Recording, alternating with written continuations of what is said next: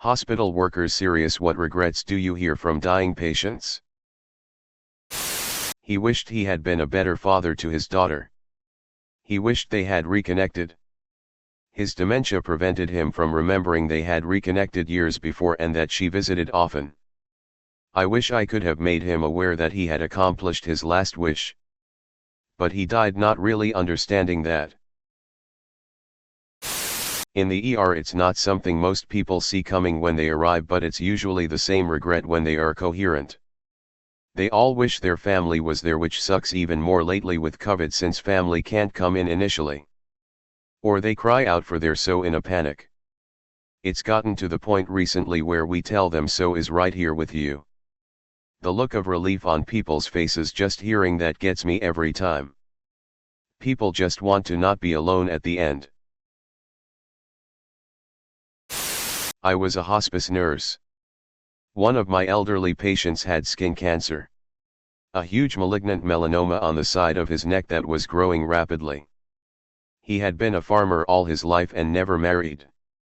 One night we were talking and I asked him if there was anything he wished he had done differently in his life. And he thought about it a minute and said he wished he had worn a hat when he was farming. I wish he did too.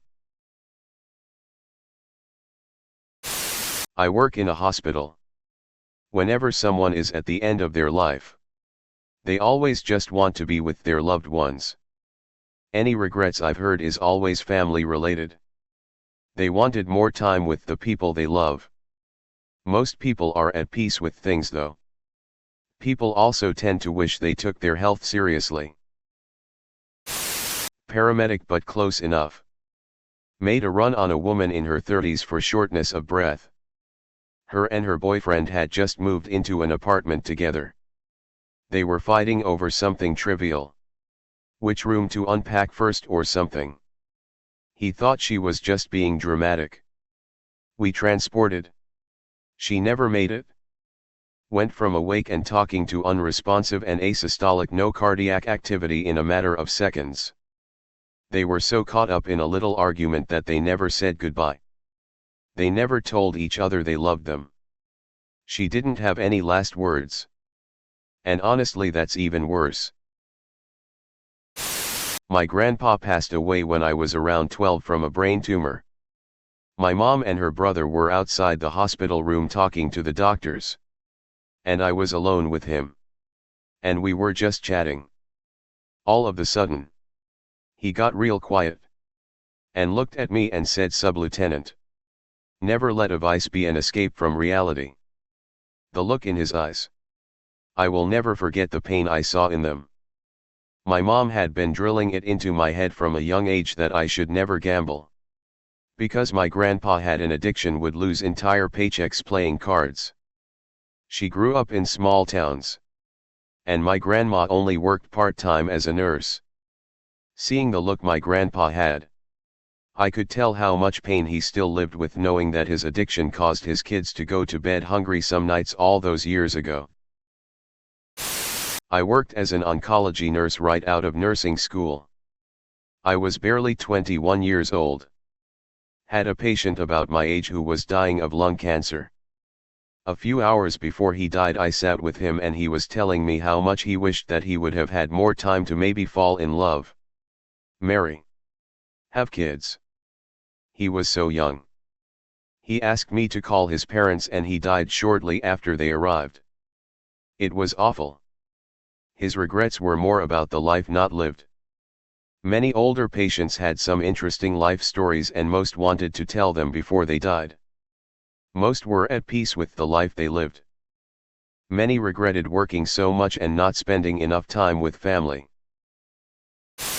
AEMT here. Most patients that I see in my ambulance are too sick to talk in these cases, but one sticks with me. Mid-40s male called us for chest pain, put a 12 lead on, and he was in the middle of a massive heart attack. For those that know the term, he was throwing tombstones. Sad part was he had medical training, so he knew that it wasn't good.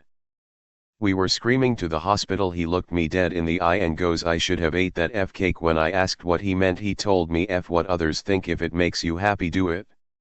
Eat the cake. Pet a squirrel. Take a nap. F anyone else, it doesn't matter.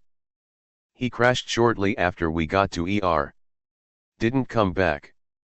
Now at least if I want to do something purely for the fun of it and my wife asks why I want to, all I have to say is I want to pet the squirrel. I was a new nurse. Flying solo. We got a call for an incoming trauma. Woman in her 50s involved in a multi-car accident. We were already at the ambulance bay. Unsure of the woman's complete condition. She rolled in breathing on her own, but very labored with asymmetrical chest expansion. She was profusely bleeding. Had multiple deep lacerations.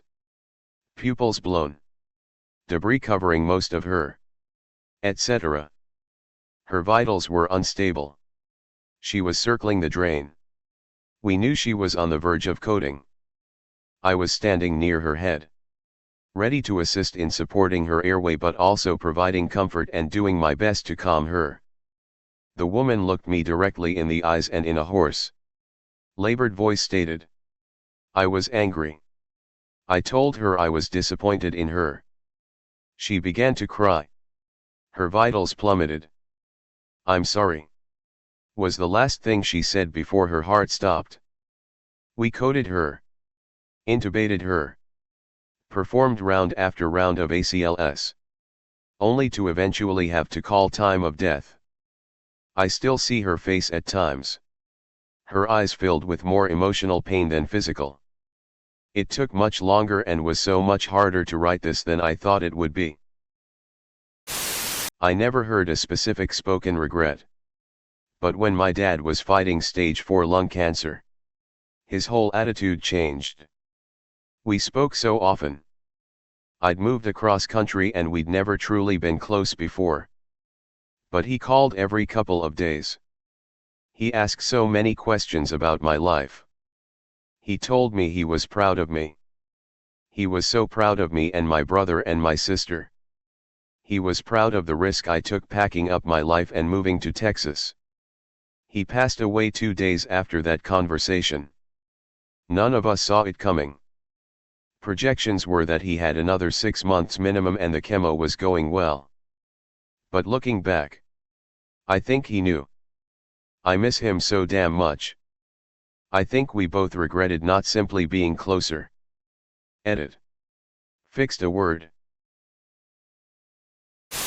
He was one of my first patients as a nursing student. Named Frank. He was 92. After knowing him a few days, he disclosed to me his regret was outliving everyone he loved. That he and his wife hadn't had kids. And he was all that was left and that he wanted to see his wife again. I wasn't sure how to respond. So I just listened. And it made me realize how living so long isn't great if everyone you love is gone. He passed away later that week.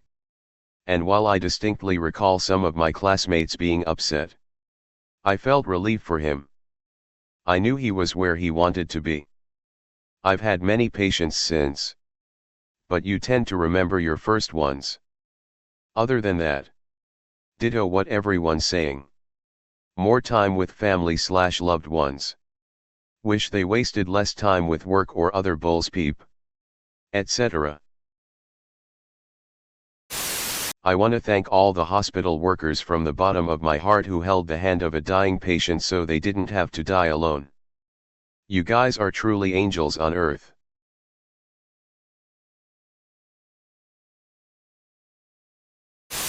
I've been a nurse for 14 years. The one thing that still hits me is a 14-year-old boy fighting cancer. Did the transplant but died fighting the side effects of that transplant. I've nursed him for almost a year and we have grown very close. The day he went away to his home country in the US, I told him I am his big mama, and when he returned, we would be together doing many plans. His dream was to be a doctor. So I told him I would quit my job and be his nurse the moment he becomes a doctor. On the night before he and his family left, my husband chef cooked for the family and all the nurses his favorite foods. My husband taught my patient on how to cook the recipes. My patient also loves to cook. We had dinner together and I was crying my eyes out afterwards. He is like a second son to me. His last words to me are, "I will make sure to meet you again." The day I found out from his mother he had passed away, I was devastated. Not yet. I can't die yet. I still have so much growing to do. I want to see my children and grandchildren grow up. I am a physician trainee who has done a decent amount of palliative care. I have been privileged to hear many stories and be part of many deaths.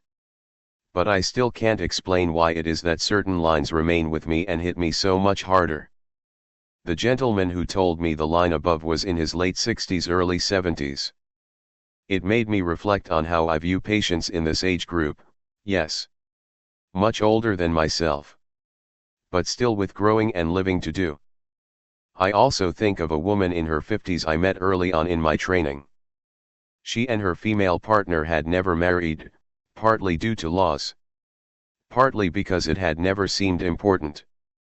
When she was diagnosed with metastatic pancreatic cancer, they regretted never making that step. I attended their small wedding in the hospital. She died a few days later.